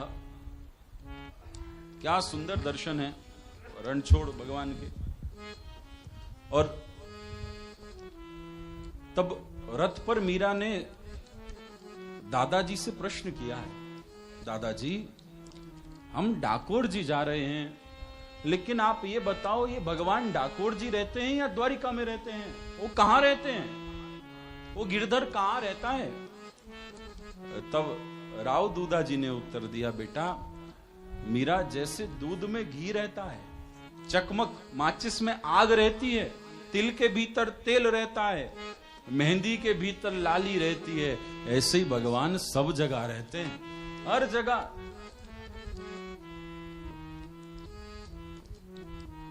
हर जगह रहते हैं। लेकिन ये जो तीर्थ स्थान है ना, यहाँ भगवान कोई ना कोई लीला करके विशेष रूप से यहाँ प्रकट होते हैं, इसलिए हम वहां दर्शन करने जाते हैं। तब दादाजी भगवान डाकोर जी कब आए? तो रास्ते में डाकोर जी की कथा सुनाते जा रहे हैं राव दूधा जी। मीरा और आप सब भी जानते हैं कि डाकोर जी में एक भक्त हुए विजय सिंह जी और उनकी धर्मपत्नी गंगाबाई। ये डाकोर जी में रहते थे और इनका नियम था, हर एकादशी को डाकोर से द्वारिका जाते थे, तुलसी का बिरवा लेकर। हर एकादशी को संध्या समय ठाकुर जी का दर्शन करते, निर्जल जाते थे, निर्जल व्रत धारण करके संध्या समय ठाकुर जी का दर्शन करते, और पूरी रात में गोमती द्वारिका में ठाकुर जी के गर्भगृह के आगे कीर्तन होता, पूरी रात जागरण करते, सुबह मंगला का दर्शन लेकर फिर प्रसाद लेकर वापस आते। हर एकादशी को यही नियम था। और भाई ये नियम की पूर्ति होते होते 50 वर्ष हो गए थे। तब एक दिन ठाकुर जी ने स्वप्न में दर्शन देकर श्री विजय सिंह जी से कहा, देखो विजय सिंह जी, आप इस आयु में बूढ़े हो गए थे विजय सिंह जी, अब आप इस आयु में यहां पर आते हो, मुझे अच्छा नहीं लगता। अब ऐसा करो, अब आप आना बंद कर दो। तो विजय सिंह ने स्वप्न में कहा, प्रभु मैं आपको छोड़कर जी ना पाऊंगा। हम यही तो पूरे 14 दिन तक बस एक यही तो आस लगी रहती है कि 15वें दिन जब एकादशी आएगी तो ठाकुर जी का दर्शन होगा, और इसी आस पर जी रहा हूं। भगवान कहते हैं अगर ऐसी बात है तो तुम मत आया करो, अब मैं तुम्हारे साथ चलूंगा डाकोर। अब जब अगली एकादशी को आओगे तो बड़ी वाली बैलगाड़ी लेकर आना और मंदिर के गर्भगृह के पीछे खड़ी कर देना, अब मैं तुम्हारे साथ चलूंगा। अब ये विजय सिंह जी तो प्रसन्न हो गए, और भाई इन्होंने यही किया, बैलगाड़ी लाए और मंदिर के गर्भगृह के पीछे खड़ी कर दी। और खुद भीतर गए मंदिर के, ठाकुर जी का दर्शन किया और रात्रि में जागरण होता है। अब पता नहीं होता है नहीं होता, उस समय तो हुआ करता था। तो पूरी रात का जागरण चलता था, ठाकुर जी का खूब मधुर कीर्तन होता था, गोपी गीत का पाठ होता था। तो विजय सिंह जी उस जागरण में बैठे थे, ठाकुर जी का पट लग गया था और भाई उस जागरण में बैठे बैठे तनिक नींद आ गई, झपकी आई। और जो झपकी आई और भगवान के अधरों पर जो मुरली सजी रहती है उसी को भगवान ने डंडा के रूप में दिखाई और विजय सिंह से बोले, सोता रहेगा, मुझे लेकर चल, मैं बैलगाड़ी पर बैठा हूं। तुरंत नेत्र खोले हैं और विजय सिंह जी धर्मपत्नी गंगाबाई को लेकर बाहर आए तो क्या देखा, बैलगाड़ी पर तो ठाकुर जी विराजमान है। और तुरंत विजय सिंह जी बैठे, ठाकुर जी को प्रणाम किया और फिर बैलगाड़ी आगे बढ़ाई और ठाकुर जी जा रहे हैं भगवान। अब भाई सुबह ब्रह्म मुहूर्त हुआ और मंगला के दर्शन के लिए पट खुला। जो पट खुला शंखनाद हुआ, लेकिन अंदर क्या देखा, सब है पर ठाकुर जी गर्भगृह से गायब। भगवान तो है ही नहीं गर्भगृह में, ठाकुर जी गायब है, कहां गए। तभी पुजारियों ने कहा, भाई सबसे पहला काम करो, मंदिर के सारे पट बंद कर दो, कोई बाहर ना जा पाए और बाहर वाला भीतर ना आए। मंदिर के पट बंद कर दिए गए, लेकिन सब जगह खोजा, ठाकुर जी कहीं नहीं। तभी किसी ने कहा, पुजारी जी आप ये तो देखो, मंदिर के भीतर जो रात भर रहे हैं वो कोई बाहर तो नहीं गया। सब की खोज करी, भाई सब थे पर विजय सिंह नहीं थे, ना इनकी धर्मपत्नी थी। तभी किसी ने कहा, विजय सिंह जा रहे थे और बैलगाड़ी से बहुत तेज भागे जा रहे थे, डाकोर के रास्ते को गए हैं। तभी पुजारी को हुआ, जरूर ये लगता है, इसकी नीयत तो हमें पहले से ही खराब लगती थी, ठाकुर जी को देखकर देखता ही रहता था, रोता रहता था, वहां यही चुरा के लेकर गया होगा, भागो। और भैया पुजारी बैलगाड़ी के पीछे दौड़ाते हैं बैलगाड़ी। अब इधर ठाकुर जी बैलगाड़ी में बैठे हैं और ठाकुर जी ने कहा, विजय सिंह जी ये पीछे से एक और बैलगाड़ी आ रही है आपके स्वागत करने के लिए। अब ऐसा करो, अब आपसे तो इतनी तेज चलेगी नहीं, मुझे अभ्यास है बैलगाड़ी चलाने का, क्योंकि अर्जुन का रथ भी चलाया करता था। हमने सुना नरसिंह मेहता की भी बैलगाड़ी चलाई, तो मुझे तो खूब अभ्यास है, तुम पीछे आ जाओ, मैं बैठ जाता हूं। विजय सिंह जी को पीछे बैठाया और ठाकुर जी खुद बैठ गए बैलगाड़ी पर और बैलगाड़ी हाँकने लगे खूब तेज। अरे बैल भी घोड़े की दौड़ दौड़ने लगे, खूब तेज चला रहे हैं। और भाई तभी डाकोर आने वाला है। डाकोर आया तो प्रातः काल हो गई थी। तभी ठाकुर जी ने विजय सिंह जी से कहा कि अब तो बहुत क्षुधा तो रूं, भूख लगी है, क्या करूं, तुम ऐसा करो तनिक बैलगाड़ी पर आ जाओ, मैं कुछ और करता हूं। अब भैया विजय सिंह जी बैलगाड़ी चलाने लगे, ठाकुर जी पीछे आए और वहीं पर एक आम का वृक्ष पड़ा और भगवान ने बैलगाड़ी से ही ऊपर छलांग लगाई, आम लटका था, आम तोड़ा और पुनः बैलगाड़ी पर बैठकर आम पाने लगे। अब विजय सिंह जी कह रहे हैं, ठाकुर जी आप आम पा रहे हो, हमारी भी एकादशी थी, आपने तो खूब भोग पाया होगा, हमने तो कुछ भी नहीं पाया, आज तो मंदिर का प्रसाद भी नहीं मिला। भगवान कह रहे, देखो आम तो मैं पाऊंगा, गुठली खानी हो तो खा लेना, तुम्हें गुठली मिलेगी, चिक्कल मिलेगा, आम तो मैंने पा लिया। तभी धर्मपत्नी गंगाबाई से कहा, जाओ जल्दी घर जाओ, ठाकुर जी जाओ और ठाकुर जी के लिए कुछ प्रसाद लाओ। तभी गंगाबाई माखन इत्यादि कुछ भोग लाई, ठाकुर जी ने पाया। तभी भैया पीछे से बैलगाड़ी के दर्शन होने लगे, जो पुजारी लोग आ रहे थे। ठाकुर जी ने विजय सिंह से कहा, देखो भगत जी पीछे से पुजारी लोग आ रहे हैं और ये मुझे लेने आए हैं और मेरा बिल्कुल मन नहीं है द्वारिका जाने का, मेरा तो मन है अब तुम्हारे साथ ही रहूंगा। हम लोग तो रोज कहते हैं तेरे संग में रहेंगे ओ मोहना, लेकिन आज भगवान कह रहे हैं तेरे संग में रहेंगे ओ भगत जी। भगवान कह रहे हैं अब मेरा मन है तुम्हारे साथ रहने का, द्वारिका जाने का बिल्कुल भी मन नहीं है। तुम ऐसा करो, पुजारी आएंगे तो पुजारी से कह देना मुझे नहीं पता, ठाकुर जी को मैंने नहीं देखा, वो पूछेंगे मेरे बारे में, मैं कह रहा हूं झूठ बोल देना और मैं इस सरोवर में छिप जाता हूं। वहीं पास में सरोवर है, आज भी डाकोर जी में वो सरोवर है, वो वृक्ष आज भी है आम का। मैं सरोवर में छिप जाता हूं और पुजारी लोग आएंगे, पूछेंगे तो उनसे कह देना मैं नहीं जानता, मैंने ठाकुर जी को नहीं देखा, ना मैं लाया, ना मुझे कुछ पता। विजय सिंह ने कहा जी हुकुम, जैसी आज्ञा। जी मारवाड़ी में हुकुम ही बोलते हैं ना, ठीक। Something little bit. ठीक है, अब भैया पीछे से बैलगाड़ी आई पुजारियों की, और पुजारी चिल्लाने लगे, विजय सिंह कहां है ठाकुर जी, तू ही चुरा कर लाया है। विजय सिंह ने तो हाथ खड़े कर दिए, महाराज मैंने ठाकुर जी नहीं देखे, मुझे तो बहुत जल्दी थी इसलिए यहां काम था, जल्दी से आ गया, मैंने नहीं देखे ना, मुझे पता ठाकुर जी कहां गए। तो ठाकुर जी कहां गए भैया? इधर उधर पुजारी गण देखने लगे लेकिन कहीं नहीं दिखे। लेकिन भाई जब ठाकुर जी बैलगाड़ी पर उतरे थे बैलगाड़ी से, तो ठाकुर जी का एक पटका बैलगाड़ी में अटका रह गया, और भाई इस पटके ने तो विजय सिंह को झटका दे दिया। ऐसा झटका दिया। अच्छा तूने ठाकुर जी नहीं देखे, तो पुजारी बोले ये पटका कहां से आया यहां? हमारे ठाकुर जी चुरा कर लाया, और कहता है नहीं तो उनके गर्भगृह का पटका तेरे पास कहां से आया, बता जल्दी।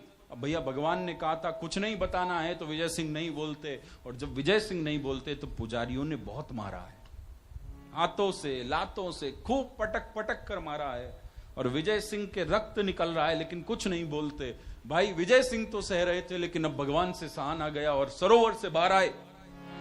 जो बाहर आए हैं पुजारियों ने देखा, चरण पकड़ लिए, और क्या देखते हैं, मारा तो विजय सिंह को था पर घाव भगवान के हो रहे थे, रक्त भगवान के माथे से बह रहा था। भगवान बोले तुमने भक्त को नहीं मारा, मुझे मारा है, मुझे चोट लग रही है, अब रोको इसे। मैंने विजय सिंह से कहा था कि मैं यहां से नहीं जाना चाहता, मैंने कहा था तू झूठ बोलना, मैं परेशान हो गया हूं तुम्हारे बाहर की साधनाओं से, तुम्हारे ऐसे कर्मों से जिसमें भक्ति नहीं है, बस कर्म कांड बचा है। और भाई भगवान ने श्री प्रहलाद जी को इस कली काल में कबीर दास जी के रूप में प्रकट किया था, और कबीर दास जी हर उस कर्म कांड पर प्रहार करते हैं जो कर्म कांड प्रेम के रहित है। माला फेरत जगमुआ, फिरा ना मन का फेर, जो खाली फेरने में लगे हैं, अभी मन का नहीं फिरा, मन से नहीं फेरते। लोग कहते हैं कबीर बाबा ने नाम जप की निंदा करी है, माला की निंदा करी है। अरे निंदा नहीं करी, एक दोहा पढ़ के निंदा बता देते हो, दूसरा पढ़ो, माला मोह से लड़ पड़ी तू क्यों बिसरा मोह है, बिना शस्त्र के सूरमा लड़त ना देखा कोई। भगवान कहते हैं अब मेरा मन द्वारिका में नहीं लगता, तुम्हारी पूजा अर्चना सेवा सब बाहर की रह गई, भीतर की नहीं बची। मुझे तो वही भाता है जिसके चित्त में प्रेम है, क्योंकि राम ही केवल प्रेम जान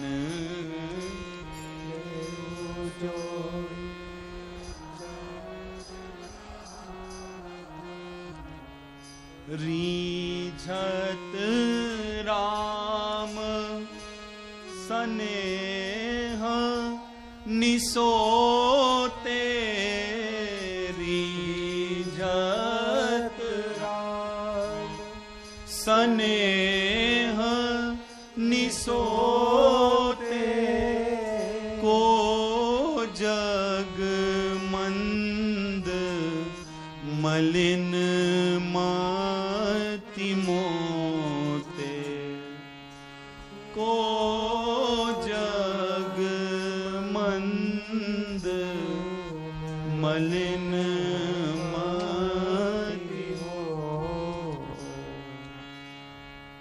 मिलही न रघुपति बिनु अनुराग, किए जोग जग ज्ञान विरागा।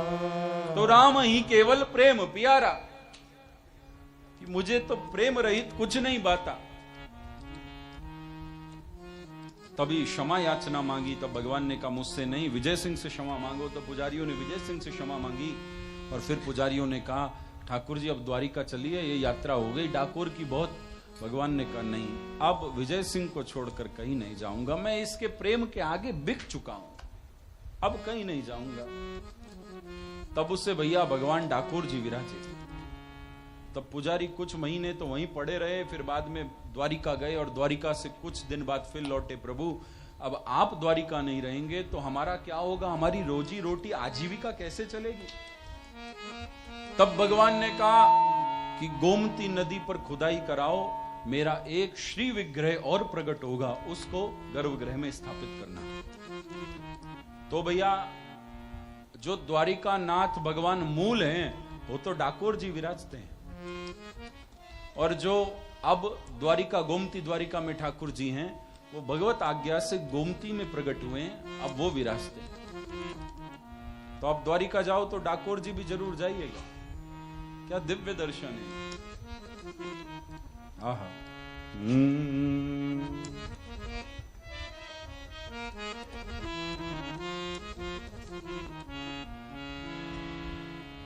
द्वारिका नो नाथ मारा राजा रण छोर छे, एने मन माया लगाई रे। द्वारिका नो नाथ मारा राजा रण छोर छे, एने मन माया लगाई रे। द्वारिका नो ओ मारा द्वारिका नो, द्वारिका नो नाथ मारा राजा रण छोर छे, एने मन माया लगाई रे। द्वारिका नो नाथ मारो राजा रण छोर छे, एने मन माया लगाई रे। एने मन माया लगाई मारा सांवरा, मन माया लगाई मारा सांवरा। एने मन माया लगाई मारा कानुड़ा, एने मन माया लगाई मारा कानुड़ा। एने मन माया लगाई रे, एने मन माया लगाई रे। द्वारिका नो नाथ मारा राजा रण छोर छे, एने मन माया लगाई रे। द्वारिका नो नाथ मारा राजा रण छोर छे, डाकोर जी में कौन छे, राजा रण छोर छे। ओ मंदिर मां। आज का समय पूरा हो रहा है, एक बार भाव से कहिए, एक बार भाव से कहिए, श्री गंगा मैया की, भक्त वत्सल भगवान की, गोस्वामी श्री नाभादास जी महाराज की, सब संतन हरि भक्तन की, अनंत कोटि सब संत महात्माओं की, भक्तिमती श्री मीराबाई की। जय जय श्री राधे। हरे राम राम राम हरे हरे, हरे कृष्ण कृष्ण।